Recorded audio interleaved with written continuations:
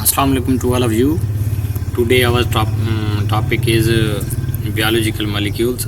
आज जो हमारे पास जो टॉपिक है वो चैप्टर है वो है बायोलॉजिकल मॉलिक्यूल्स। तो आज आपको मैं एमडी कैड के हवाले से ये जो है ना 20-25 एमसीक्यूज़ हैं वो करवाता हूँ। और आपने वीडियो कंप्लीट देखनी है काइंडली, क्योंकि ये 20 से 25 एमसीक्यूज़ मैंने बनाए हैं और इन 25 एमसीक्यूज़ की एक्सप्लेनेशन और हर ऑप्शन से एमसीक्यूज़ निकाल के ना तो मैं आपको इंशाल्लाह इन 25 से 100 एमसीक्यूज़ तक लेके जाऊंगा। यानी कि हैं 25 एमसीक्यूज़ लेकिन विद एक्सप्लेनेशन हर इस चीज़ से फिर मैं आपको कहाँ तक लेके जाऊंगा, 100 एमसीक्यूज़ तक लेके जाऊंगा।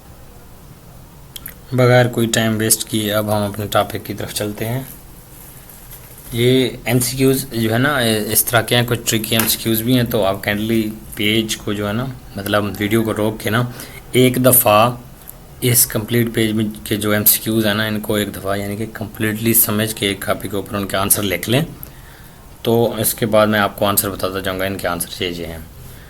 हमें फर्स्ट एमसीक्यूज़ में कहता है कि in catabolic reaction dash free दी, ठीक है। अब इसका आंसर क्या आएगा? फैटी एसिड्स या पॉलीसेकेराइड्स, प्रोटीन्स या amino acids and proteins both B and C. तो आप ओके मैड में क्या आंसर है इसका? बीटा है, चार्ली है या डेल्टा है? इन तीनों में से कोई एक तो है। अच्छा, अब कैटाबोलिक रिएक्शन की बात आ रही है। तो catabolic reaction it's mean that कि हम जो है ना एक लार्जर मॉलिक्यूल को ब्रेक करके स्मॉलर मॉलिक्यूल्स में कन्वर्ट करेंगे, ठीक है। तो इसका आंसर क्या होना चाहिए? बीटा होना चाहिए ऑफ कोर्स। क्यों? क्योंकि प्रोटीन हमारे पास एक लार्जर मॉलिक्यूल है, तो इसको हम ब्रेक डाउन करके कहाँ लेके जाएंगे? अमाइनो एसिड्स में लेके जाएंगे। तो beta is the right answer. अब चार्ली इसका आंसर क्यों नहीं है? क्यों? क्योंकि अब अमाइनो एसिड को तो हम ब्रेक डाउन करके प्रोटीन में नहीं लेके जा सकते, ठीक है। अगर ऊपर एग्जामिनर कह दे कि इन एनाबोलिक रिएक्शन, तो फिर हम कह सकते हैं कि Charlie is the right answer, amino acids and protein. अगर एग्जामिनर कह दे कैटाबोलिक, तो हम क्या कहेंगे? Proteins and amino acid. हाँ, अब इसका अल्फ़ा क्यों नहीं है? देखें, अल्फ़ा इस वजह से नहीं है, तो fatty acid and fatty acid की ब्रेक डाउन मतलब वो करके तो हम उसको पॉलीसेकेराइड में तो नहीं लेके जा सकते ना। तो इसका क्या आंसर आएगा? इसका आंसर क्या हमारे पास आएगा?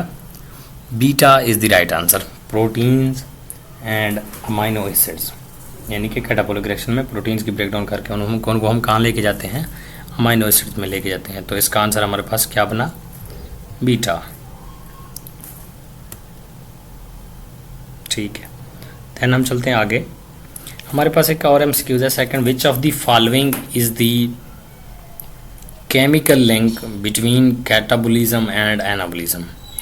तो एनाबोलिज्म और कैटाबोलिज्म के दरमियान केमिकल लिंक क्या है? अब हम एएमपी, एडीपी और एटीपी या ऑल ऑफ दीज। अगर मैं अब देखना कुछ बच्चे कंफ्यूज हो जाते हैं। वो किस वजह से कंफ्यूज हो जाते हैं? अगर इधर डेल्टा की जगह पे मैं ऑल ऑफ दीज ना दूं, मैं नन ऑफ दीज दे दूं, तो बच्चे क्लियरली एटीपी इसका आंसर लगा लेते हैं, ठीक है। को आंसर यही है, एटीपी है। लेकिन मैंने क्या किया एग्जामिनर जब करता है ना, वो क्या करता है? लास्ट में ऑल ऑफ दीज का ऑप्शन दे देता है। बच्चा काफ़ी कन्फ्यूज हो जाता है। जिस तरह मैंने पहले फर्स्ट एमसीक्यू में क्या कहा है, डेल्टा में मैंने बोथ बी एंड सी, तो काफ़ी कन्फ्यूज हो जाते हैं कि मतलब बच्चा यानी कि वो क्योंकि कंप्लीट स्टेटमेंट को ऊपर वाले को नहीं समझ पाते, तो ऑप्शंस को सिर्फ देख के वो कन्फ्यूज हो जाते हैं। तो इसका आंसर क्या है? ऑल ऑफ दिस तो नहीं हो सकता ना। इसका आंसर क्या है? ATP, beta, Charlie is the right answer. क्योंकि कैटाबोलिक और एनाबोलिज्म और कैटाबोलिज्म रिएक्शन के दरमियान जो लिंक है हमारे पास वो एटीपी है। Which one is the basic element found in all organic compounds. यानी बेसिक एलिमेंट्स जो कि हर ऑर्गेनिक कंपाउंड्स के अंदर मौजूद है। तो आपने क्या लगाया इसका आंसर? कार्बन लगाया, ऑक्सीजन या हाइड्रोजन या ऑल ऑफ दीज। तो इसका आंसर क्या है? इसका आंसर है ऑल ऑफ दीज, ठीक है। ये एमसीक्यूज़ आपको यानी कहाँ पे ये मतलब एक काफ़ी ये आया हुआ था, एक पीएमसी के पेपर में भी आया हुआ था ये कि which one is the basic element found in all organic compounds. ये फर्स्ट एमसीक्यूज़ भी पीएमसी के पेपर में आया हुआ था, पाकिस्तान मेडिकल कमीशन यानी कि। तो वहाँ ये एमसीक्यूज़ आया हुआ था कि इन कैटाबोलिक रिएक्शन, जो फर्स्ट एमसीक्यूज़ मैं आपको बता के आया हूँ। अब हम चलते हैं MCQs number 4। Interconversion of carbohydrates, proteins and lipids in living cells are examples of. Interconvert होना, ठीक है। तो इसका आंसर क्या आना चाहिए? Interconvert coordinated catabolic activities, beta हमारे पास है कोऑर्डिनेटेड, हमारे पास एनाबोलिक एक्टिविटीज़, या हमारे पास इसका आंसर चार्ली है। इसके बाद हमारे पास जो चार्ली ऑप्शन है वो है both A and B, delta option है नन ऑफ दीज। अब interconversion of carbohydrates, proteins and lipids.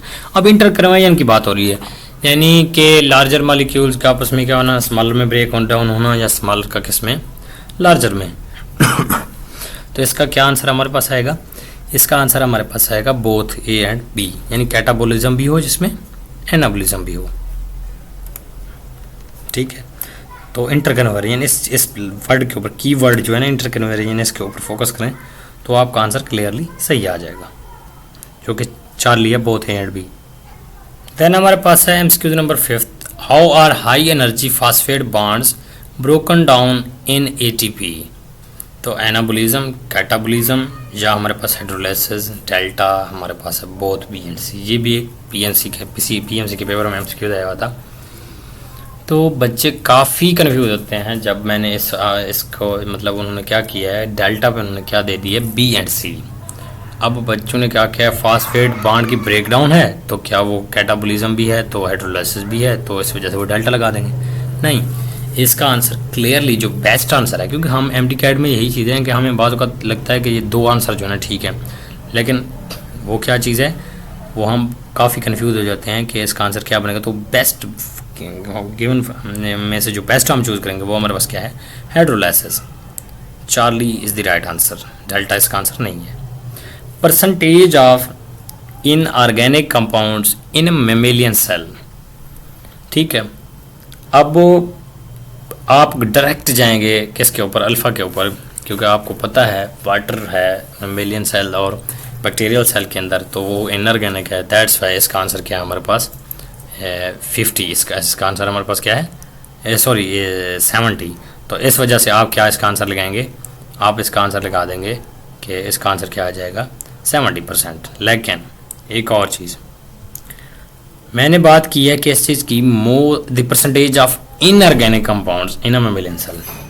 आप अपने माइंड में सोचें, आपकी बुक में से वो एक डब्बा जो बना हुआ है फर्स्ट पेज के ऊपर, तो वहाँ पे एक सम जो है ना कुछ इनऑर्गेनिक कंपाउंड्स भी हैं, ठीक है, जो कि 1% है।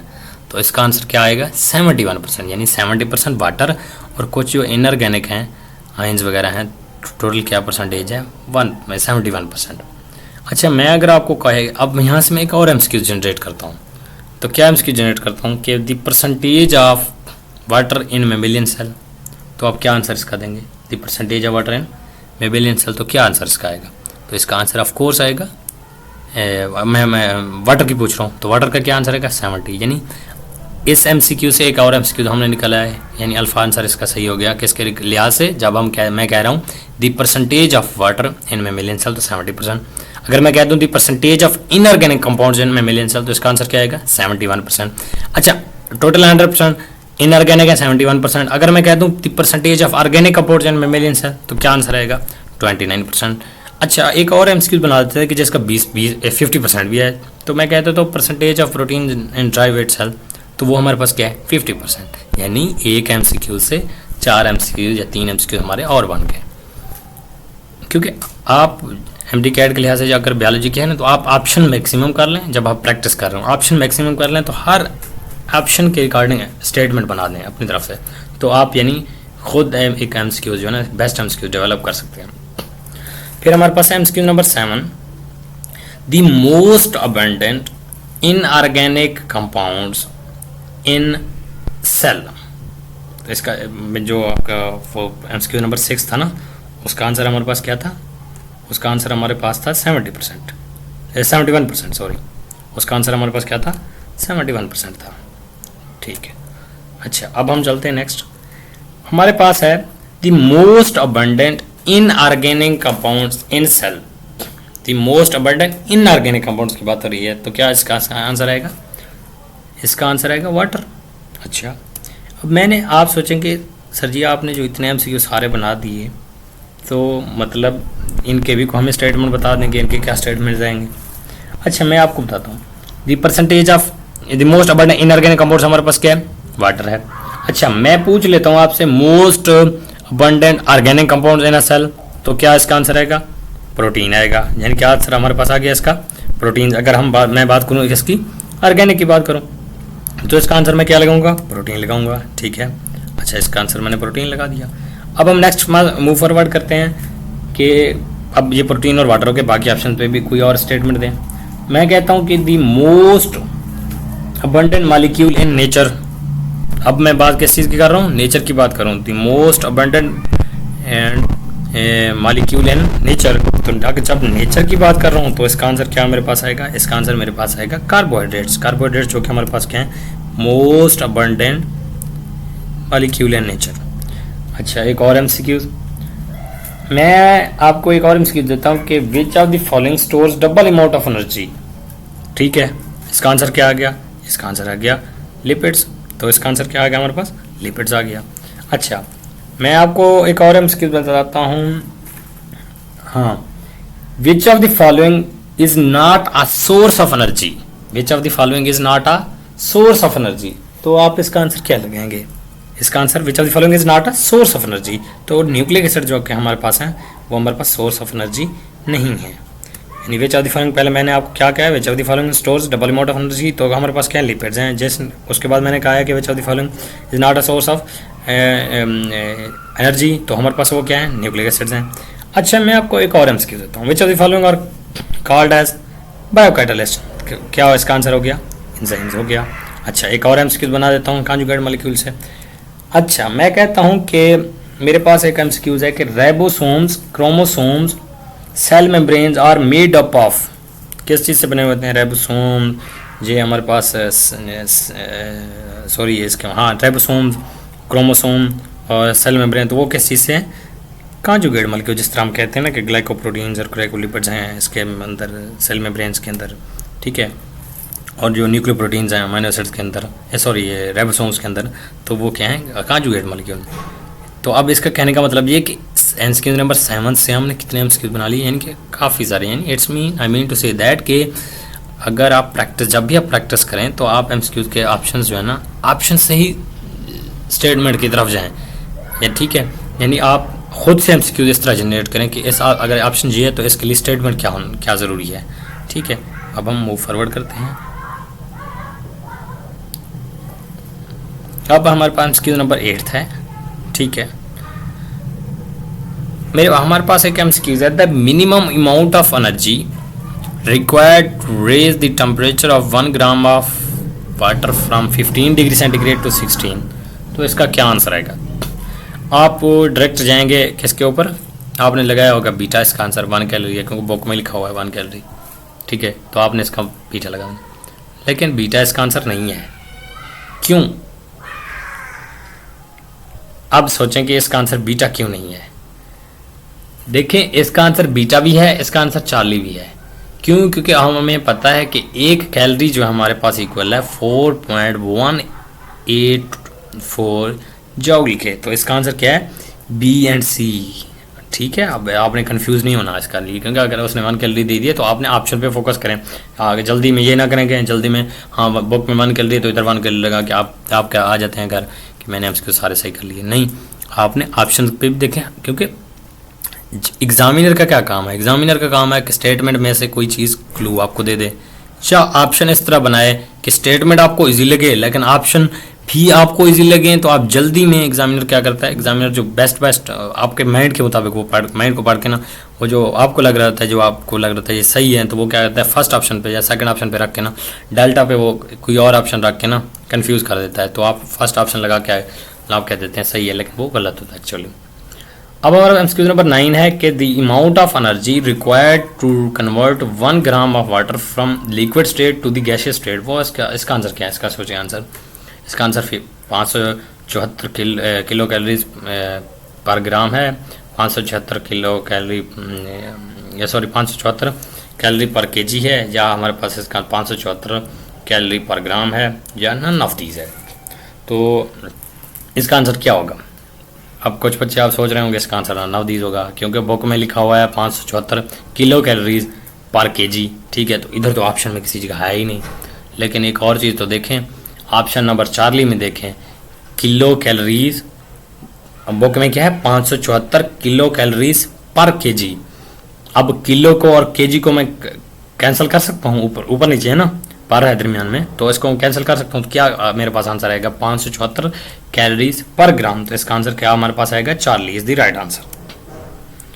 देन हम मूव फॉरवर्ड करते हैं एमसीक्यू नंबर 10 पे, which of the following are more sweet. ये भी पीएमसी के पेपर में आया हुआ था कि which of the following are more sweet. तो इसका आंसर क्या है हमारे पास, जो कीटो है ना, कीटो ग्रुप्स यानी कीटो शुगर है वो ज़्यादा स्वीटेस्ट हैं एज कम्पेयर टू एल्डो से। तो इसका आंसर क्या हमारे पास आ गया, beta is the right answer. अब हम देन मूव फॉरवर्ड करते हैं एमसीक्यू नंबर 11 के ऊपर, the general formula of carbohydrates is. तो ये एमसीक्यू आपके लिए काफ़ी इंपॉर्टेंट है कि वो कहता है कि the general formula of carbohydrates is CX, ठीक है। उसके बाद हमें कहता है इफ़, अब इसको सोचें, if X is equal to Y then it will be. इसका आंसर आप सोचें अपने माइंड में, इसका आंसर क्या आएगा, monosaccharides, disaccharides, oligosaccharides, all of these. आप यही सोचेंगे कार्बोहाइड्रेट्स की बात आ गई, ये फार्मूला आ गया, तो ये इसका आंसर क्या होना चाहिए, ऑल ऑफ दीज होना चाहिए। नहीं, बिल्कुल ऑल ऑफ दीज नहीं है। इसका आंसर क्या है, इसका आंसर है मोनोसैकराइड्स। कैसे, मैं बताता हूँ। आप कोई मोनोसैकराइड ले लें, ठीक है, और उसके फार्मूले को देख लें जिसमें एक्स और वाई यानी कार्बन और अब यानी कि H2 अगर होल वाई है तो इट्स मीन दैट के वाई और यानी एक्स और वाई आपस में इक्वल है। तो आपको मैं कोई और एक और एग्जांपल दे देता हूँ। मिसाल के तौर पर हमारे पास क्या है, हमारे पास एक ग्लूकोज ले लें, ठीक है, या फ्रक्टोज ले लें। तो क्या है हमारे पास C6H12O6 यानी C भी इक्वल है, यानी कि O भी इक्वल है, यानी X भी इक्वल है, Y भी इक्वल है। अच्छा, एक और एग्जांपल ले लेते हैं। आपकी बुक में से एक होगा कि हमारे पास एक है पेंटोज में से ले लेते हैं, रेबोज और रेबुलूस। तो पेंटोज की बात करें तो C5H10O5। तो इट्स मीन क्या, कार्बन और ऑक्सीजन हमारे पास क्या है, इक्वल है, 5-5 है। अच्छा, एक हम बात करते हैं टेट्रोज की, अगर बात कर लें जिसमें हम टेट्रोज के, आप ये तो पता है ना टेट्रोज के जो एल्डो फार्म है उसको हम क्या करें, एरिथ्रोज कहते हैं, या कीटो फार्म को एरिथ्रोलोज कहते हैं। तो इसका आंसर हमारे पास क्या आएगा, यानी C4H8O4 यानी X भी इक्वल है, इधर Y भी इक्वल है। अब वो देन मूव फॉरवर्ड करते हैं हम इसकी तरफ। तो इस MCQ का हमारे पास आंसर आया था मोनोसैकराइड्स, ठीक है, monosaccharide is the best answer, ठीक है। अच्छा, मैं आपसे एक और MCQ था कि how many chiral carbon in glucose. अब कायरल कार्बन, आप एमडी का स्टूडेंट है तो ये तो आपको पता होगा कायरल कार्बन क्या है। कायरल कार्बन वो है कि जिस कार्बन के साथ 4 ग्रुप्स या आइटम्स जो है ना, डिफरेंट आइटम्स हों या ग्रुप्स हों।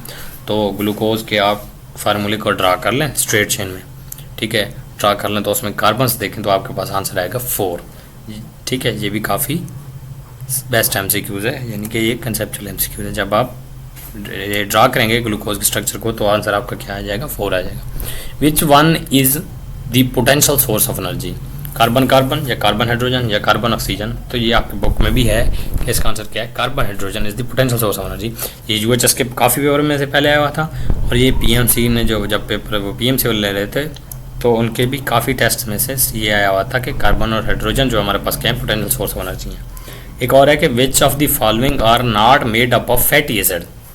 अब ये काफ़ी जो है ना बेस्ट MCQs में से है कि which of the following are not made up of fatty acids. अब इसका आंसर क्या आना चाहिए, इसाइल ग्लाइसरॉल आना चाहिए इसका आंसर, वैक्सेज आना चाहिए, फास्फोलिपिड्स आना चाहिए, टर्पिनाइड्स आना चाहिए, या ऑल ऑफ दीज आना चाहिए। तो इसका आंसर आप सोचेंगे आपके पास आपने अपने माइंड में इसका आंसर जो है ना क्या सोचा है कि मतलब इसाइल ग्लाइसरॉल आना चाहिए, ये या मतलब डेल्टा में ऑल ऑफ दीज भी है। तो ये भी आप अपने माइंड में सोच सकते हैं कि हो सकता है ऑल ऑफ दीज हो इसका आंसर, ठीक है। तो इसका आंसर हमारे पास क्या है, which of the following are not made up of fatty acids. तो इसका आंसर हमारे पास है टर्पिनाइड्स।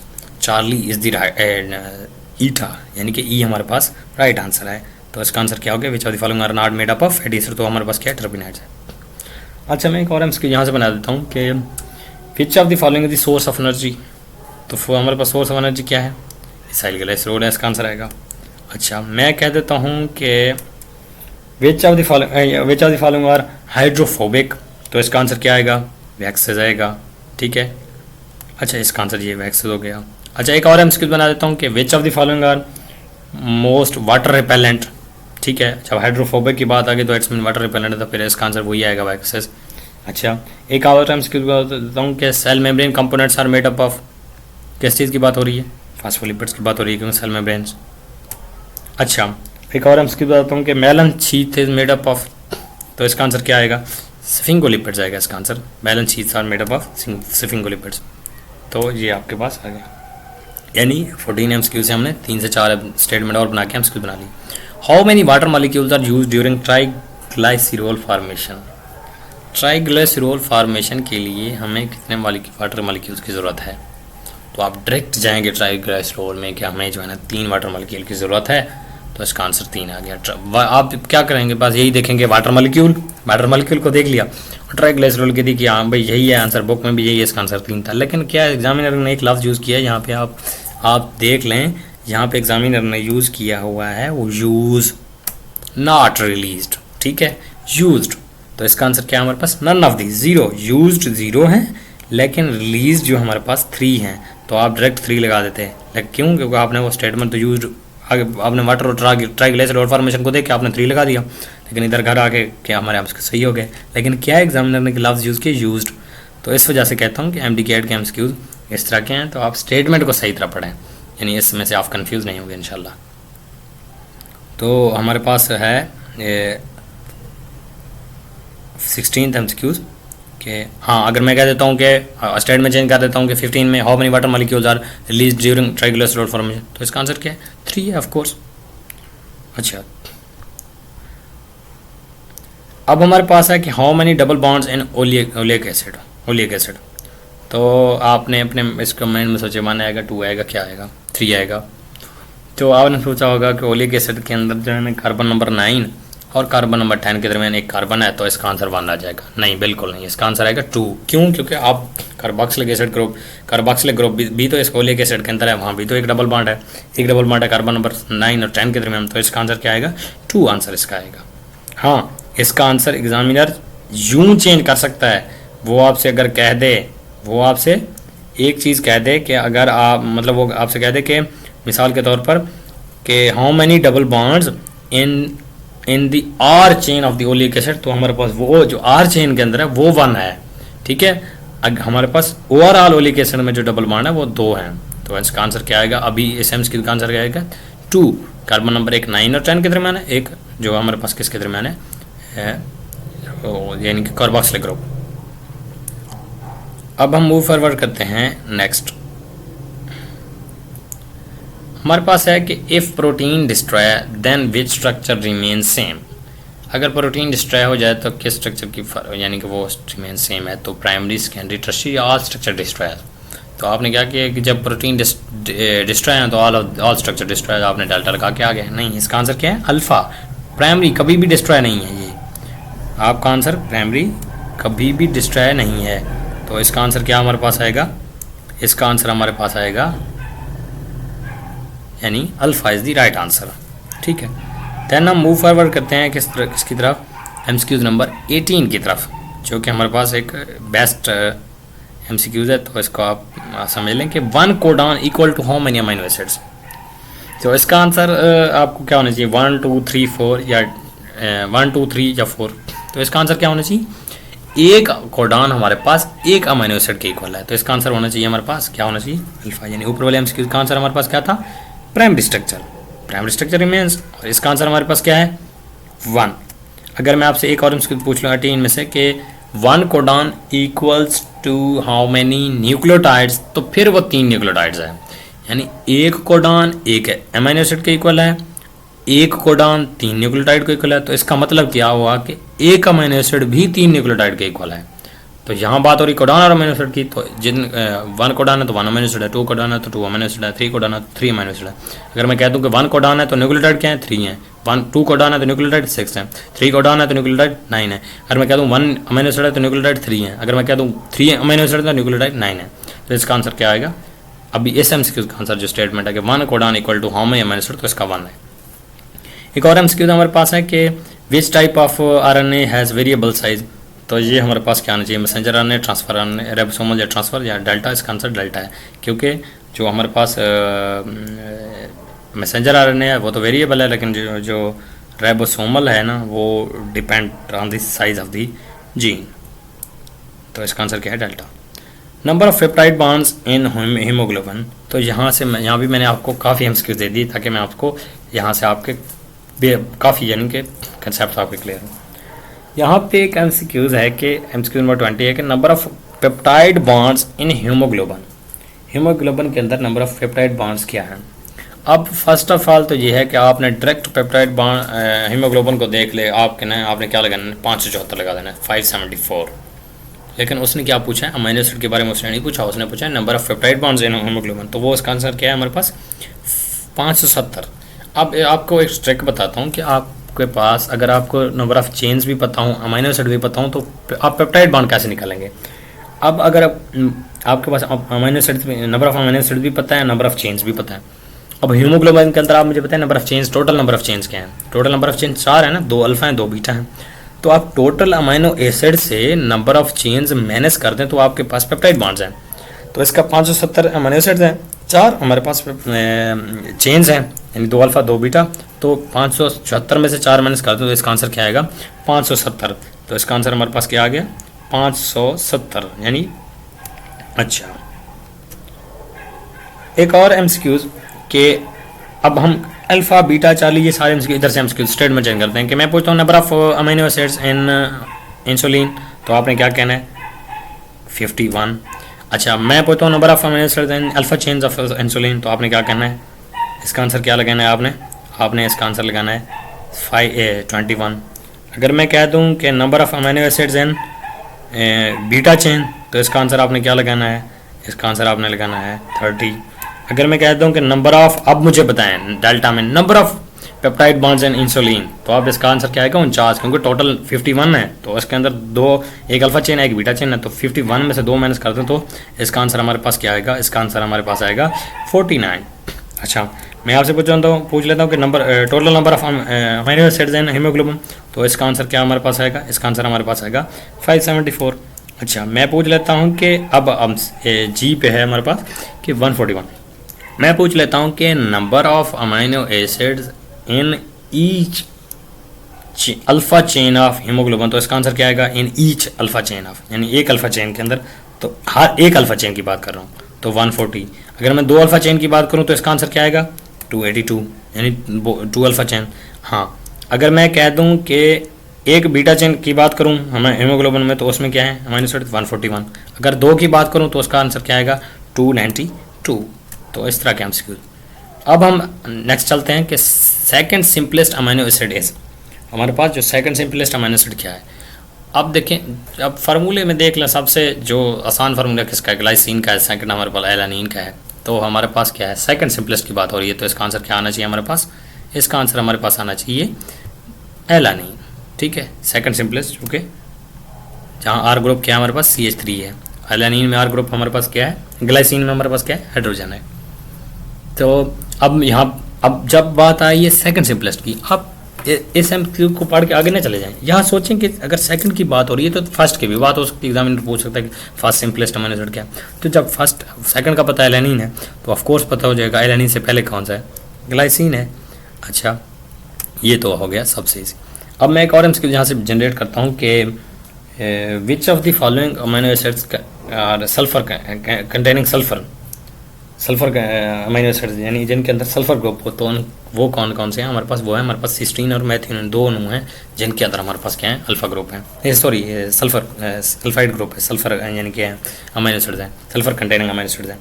अब मैं अगर एक और एमसीक्यूज है कि अब आपको कंफ्यूज रखता हूँ कि which of the following amino acid, यानी किस अमीनो एसिड के अंदर, यानी कि हमारे पास यानी सिस्टीन मैथियोनिन ग्लाइसिन या एलानिन में से किसके अंदर जो है ना हमारे पास सिस्टीन ये जो सल्फाइड बॉन्ड है वो मौजूद है। तो आप डायरेक्ट जाएंगे सिस्टीन और मैथियोनिन के ऊपर, क्यों, क्योंकि आपने कहा कि सल्फर कंटेनिंग है तो दोनों में बोथ होना चाहिए चार्ली एंड डेल्टा, लेकिन इसका आंसर क्या है जिसके अंदर मौजूद है वो हमारे पास सिस्टीन है, मैथियोनिन के अंदर सल्फाइड ग्रुप मौजूद नहीं है। क्यों, क्योंकि मैथियोनिन के जो है ना जो CH3 ग्रुप है ना वो टर्मिनल के ऊपर अटैच है, तो इस वजह से उसने सल्फर के साथ उसकी बॉन्डिंग वगैरह नहीं होनी। तो इसका क्या आंसर आएगा, यानी अगर मैं कह दूं कि किसके अंदर सल्फाइड यानी बॉन्ड है तो वो सिस्टीन है, किसके अंदर नहीं है वो मैथियोनिन है। अब मैं 21 MCQs की बात चलते हैं तरफ कि the amino acids are variable on the basis of, amino acid किस बेसिस पे वेरिएबल हैं वो हमारे पास इसका आंसर क्या आना चाहिए, इसका आंसर होना चाहिए आपने क्या करना है अमीनो एसिड के अंदर हाँ अमीनो ग्रुप भी हैं, कार्बोक्सिलिक ग्रुप भी हैं, अल्काइल ग्रुप भी हैं, डेल्टा भी एग्जामिनर ने डेल्टा दे दो डेल्टा लगा के आ गए। लेकिन क्या क्या है कि एग्जाम वो कहता है कि examiner the amino acids are variable on the basis of, किस चीज बेस पे अमीनो एसिड वेरिएबल है, वो हमारे पास अल्काइल ग्रुप यानी आर ग्रुप की बेस के ऊपर ये जो हमारे पास अमीनो एसिड्स हैं वो वेरिएबल्स हैं। तो अब हम एक और इसका आंसर क्या हमारे पास आ गया, इसका आंसर हमारे पास आ गया डेल्टा सॉरी अल्काइल ग्रुप, यानी इसका आंसर क्या आ गया हमारे पास अल्काइल ग्रुप। अब हम देन मूव फॉरवर्ड करते हैं एक और एमसीक्यूज के। हाँ अगर मैं ये कह सकता हूँ कि amino acid containing amino acid में क्या चीज़ें मौजूद हैं कि अमीनो ग्रुप भी है, कार्बोक्सिलिक ग्रुप भी है, अल्काइल ग्रुप भी है, तो इसका आंसर बाद में डेल्टा हो सकता है अगर मैं स्टेटमेंट चेंज कर लूँ। अच्छा मैं आपसे पूछ रहा हूँ 23rd एमसीक्यू कि percentage forms protein forms dash percentage of dry weight है तो क्या है इसका आंसर 50 है। अच्छा अब हाँ उसका आंसर क्या आ गया हमारे पास 50 आ गया। अच्छा ये आंसर तो आपको पता है 50 आ गया। अब आप खुद से एमसीक्यू ज़रा जनरेट करें कि अब इसका कोई वो स्टेटमेंट लें जिसका आंसर 20 हो 25 हो या हमारे पास उसका क्या होना चाहिए 170 होना चाहिए। अब मैं आपको कहता हूँ कि dash types of amino acids are present in a cell, how many types of amino acids are present in a cell, तो टोटल उसका आंसर क्या यानी प्रोटीन अगर ड्राई वेट की बात करें तो हमारे पास क्या है 50%। ठीक है अब मैंने स्टेटमेंट क्या कर दिया चेंज कि dash types of amino acids are present in a cell, तो वो क्या है टोटल अमीनो एसिड की बात हमें बता रहा है कि कितनी है टोटल हमारे पास 170। अच्छा ये 170 इसका आंसर हो गया। एक और स्टेटमेंट है कि dash type of amino acids are present in a protein, यानी हमारे पास एक प्रोटीन यानी कि हम बना सकते हैं तो हम मिनिमम अगर प्रोटीन मिनिमम जो अमीनो एसिड्स रिक्वायर्ड हैं एक और एमसीक्यू बनाते हैं कि जो मिनिमम अमीनो एसिड्स रिक्वायर्ड है प्रोटीन बनाने के लिए वो है 20। ठीक है और 25 से भी बना सकते हैं, तो हम इसका आंसर क्या लगाएंगे यानी कि मिनिमम की अगर बात है तो 20 की, अगर जो ये मिनिमम की बात ना आए तो हम क्या लगाएंगे 25, यानी minimum types of amino acids are made up of how many, यानी कि minimum types of amino acids वो कितनी है 20 हैं जिनसे हम प्रोटीन बना सकते हैं। Which of the following cannot digest cellulose? Which of the following cannot digest cellulose? ये तो conceptual MCQ है कि sheep, goat, human, तो all of these, तो आपने इसका all of these लगा लिया होगा नहीं। Which of the following cannot digest cellulose? वो human के अंदर cellulose यानी cellulase enzyme उनके अंदर नहीं है, तो इस वजह से हम वो उनको cellulose को digest नहीं कर सकते। अच्छा तो इसका आंसर क्या हमारे पास आया था human। अच्छा देन हम मूव फॉरवर्ड करते हैं, हमारे पास MCQs है 25th। Which of the following is not branched, which of the following is not branched, तो इसका आंसर सोचें, इसका आंसर आपने क्या लगाया है, स्टार्च लगाया है, ग्लाइकोजन लगाया है, इसका आंसर आपने क्या लगाया सेलुलोज लगाया है, सेलुलोज लगाया है, तो इसका आंसर क्या है which of the following is not a branched. ठीक है तो इसका आंसर बताएं सेल स्टार्च ग्लाइकोजन या सेलुलोज, तो इसका आंसर हमारे पास क्या है cellulose is not a branch, यानी हमारे पास ग्लाइकोजन और स्टार्च दोनों क्या हैं ब्रांच्ड हैं, सेलुलोज ब्रांच नहीं है। अब मैं और एमसीक्यूज जनरेट करता हूँ ताकि आपको इधर से इन स्टार्च में से ग्लाइकोजन में से सेलुलोज में से आपको समझ आ जाए। अच्छा मैं कहता हूँ कि which of the following gives blue colour with iodine, आपने क्या लगा दिया इसका आंसर क्या होगा स्टार्च। अच्छा मैं कहता हूँ which of the following gives red colour with iodine, आपने लगा दिया ग्लाइकोजन। अच्छा मैं आपको कहता हूँ which of the following is called as animal starch, तो आपने स्टार्च लगा दिया, नहीं इसका स्टार्च नहीं है ग्लाइकोजन है, ग्लाइकोजन को एनिमल स्टार्च भी कहते हैं। अच्छा मैं एक और कहता हूँ कि alpha glucose is the monomer of, starch है या स्टार्च ग्लाइकोजन या सेलुलोज, स्टार्च और जो ग्लाइकोजन है ना उनके अंदर जो मोनोमर्स है ना अल्फ़ा ग्लूकोज उनके जो है ना मोनोमर्स हैं। अगर हम सेलुलोज की बात करें तो उनके अंदर बीटा ग्लूकोज जो है ना मोनोमर है। अच्छा अगर लेट्स सपोज यहाँ ऑप्शन होता है काइटन का तो उसका मोनोमर का क्या लगाते हैं उसका मोनोमर, तो वो भी क्या लगाते उसका मोनोमर था एन एसिटाइल ग्लूकोजामाइन जो है ना उसका मोनोमर है। हाँ अगर मैं कहता हूँ कि अगर काइटन अगर लेट्स सपोज इधर ऑप्शन में हो डेल्टा में तो काइटन ब्रांच्ड है अनब्रांच्ड है, तो काइटन भी हमारे पास क्या है ब्रांच्ड नहीं है, सॉरी ठीक है ब्रांच्ड नहीं है। तो ये था मेरी तरफ से, मैंने अपनी पूरी कोशिश की था कि आपको हाँ एक और एमसीक्यूज है कि which of the following does not give any colour with iodine, तो इसका आंसर क्या था? सेलुलोज। अच्छा, एक और एमसीक्यू था कि मोस्ट अबंडेंट कार्बोहाइड्रेट वो हमारे पास क्या है? वो हमारे पास है सेलुलोज। तो मैंने अपनी तरफ से पूरी कोशिश की ताकि आपको हर एमसीक्यू से हर ऑप्शन से स्टेटमेंट निकाल के दूँ, ताकि आपको मैक्सिमम आप आई थिंक सोचे 25 में से हम हर में से 2 2 3 3 4 4 5 5 निकाल देगा, तो अगर 25 को 4 से मल्टीप्लाई करें तो 100 एमसीक्यूज हमारे बन गए यानी इट्स मीन।